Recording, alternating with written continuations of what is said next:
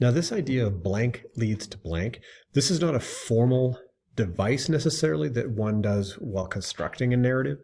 It's just a really useful tool for taking them apart again. It can be useful when you're writing. If you're somebody who writes stories, it can absolutely be useful in terms of thinking about, where am I going with this? What is the central driving piece? Because the difficulty often with narratives is that we can't boil them down. Like if somebody says, what's it about?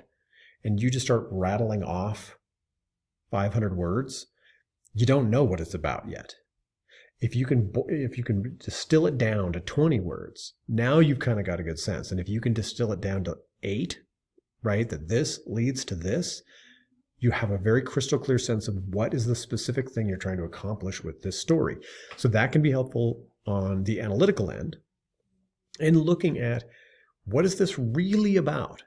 Ultimately, at its core, the transformative journey of the protagonist is about their transformation from this state to this state. And that's where it gets useful to be able to articulate it. It's also a great exercise in word choice, because if you're thinking about it, it can be very easy to just say, success leads to happiness. Is that what this is really about? Right? What does that mean, success, within this context? Is this a tragedy where it is something that has corrupted them that it leads to their downfall? Or is this something about ascension, where they become stronger at the end? It's a way to frame the story in that sense.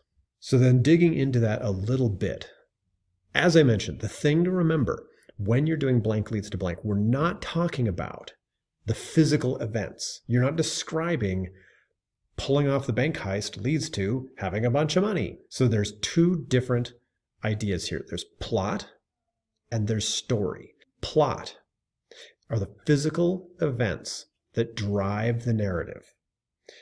Often these are very, very simple. Alfred Hitchcock, he called it the MacGuffin. It's a thing that the bad guys want, that the good guys have, and the bad guys will do anything to get it. Now, what is the thing that the good guy has? Really, ultimately, who cares, right? It's a hard drive, it's a virus, it's a weapon, it doesn't matter. It's the names of undercover agents, because it's the excuse to tell the story you want to tell. So the plot are those physical events. We need to blow up the Death Star. Plot. Again, often very, very simple. So the greatest films of all time have incredibly simple plots. Story, on the other hand, then, is the character's journey, and that's the blank leads to blank. What is the transformation they go on?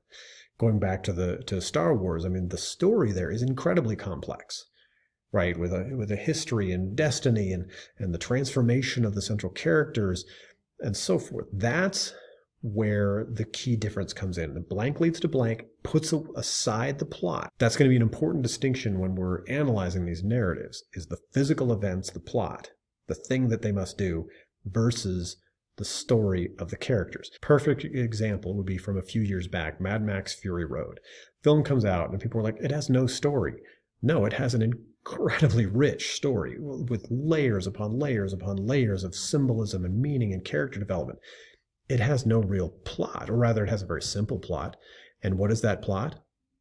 The good guys have something, and the bad guys will do anything to get it back.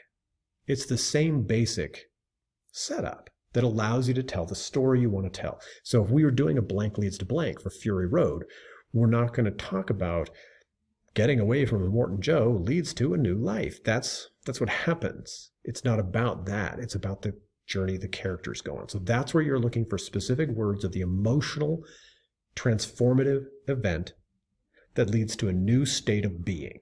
Forgiveness leads to healing. Acceptance leads to truth. Vengeance leads to corruption. So that's the idea, and it's helpful for taking apart complex texts, reducing them down to their essence, and figuring out what is driving this narrative, because that's going to be really essential in taking apart, especially as we get into complex narratives. What's driving this character? What's driving this narrative? What is this ultimately about?